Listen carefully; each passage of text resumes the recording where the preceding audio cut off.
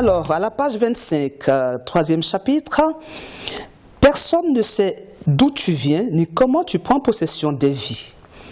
Il faut que tu le saches. Moi, mes amis, je l'ai choisi. Mais puisque cette fois-ci, tu ne me laisses pas le choix, je vais essayer de te supporter. Mais dis-toi, une fois pour toutes, que nous n'allons pas cheminer ensemble. T'imposer à moi ne fait pas de toi un ami. C'est vrai que nous vivons côte à côte, mais nous ne vivons pas ensemble, nuance. Tout comme vivre à côté d'eux n'est point vivre aux côtés d'eux, nuance encore. Je vais donc te fixer mes règles et retiens une chose, ne l'oublie pas. Je suis Agnès Crédit, je suis journaliste à Fraternité Matin en Côte d'Ivoire, je suis ivoirienne. Déjà parce que je suis journaliste, donc par habitude j'écris, parce que je suis concerné par des sujets qui nous touchent dans notre intime être, donc forcément j'écris. Et puis parce que le livre dont nous parlons, donc qui parle du cancer, est un livre qui me concerne personnellement parce que moi-même je suis une survivante du cancer. Difficile à résumer parce que l'idée est partie simplement d'un besoin d'écrire. Besoin d'écrire en tant que journaliste, donc pour informer. Besoin d'écrire pour faire savoir, besoin d'écrire pour questionner une pathologie qui fait beaucoup de dégâts sur nos continents et dans le monde, mais dont on parle très peu chez nous. Alors je me suis dit, parler du cancer, c'est peut-être l'occasion, quand on est soi-même victime du cancer, de ne pas permettre à cette pathologie de nuire et de faire plus de dégâts qu'elle ne le fait déjà.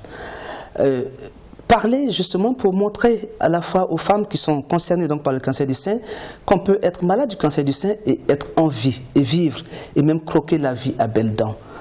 Donc parler surtout aussi pour dédramatiser, démystifier une pathologie, pour rendre les choses plus supportables et pour montrer que la vie elle est belle si notre volonté nous pousse à la vouloir ainsi. Il n'y a pas besoin d'avoir un prochain livre pour s'inscrire dans un combat qui est celui que je mène contre le cancer, qui est un combat de longue haleine, qui est un combat permanent. Je parle d'ailleurs d'une croisade contre le cancer, parce que jusque-là, on nous parle de cancer, et quand les personnes qui sont touchées elles-mêmes personnellement ne sont pas visibles, on a l'impression que c'est une espèce de mythe. Donc du coup, donner des visages à cette lutte, donner des voix à cette lutte. Et aujourd'hui, nous sommes des dizaines de femmes engagées en Côte d'Ivoire contre le cancer. Nous partons dans les entreprises, nous animons des échanges avec nos sœurs et nos frères, et nous parlons de sorte à montrer aux gens autour de nous que le cancer tue certes, mais malgré le cancer, la vie continue. Et donc c'est cela.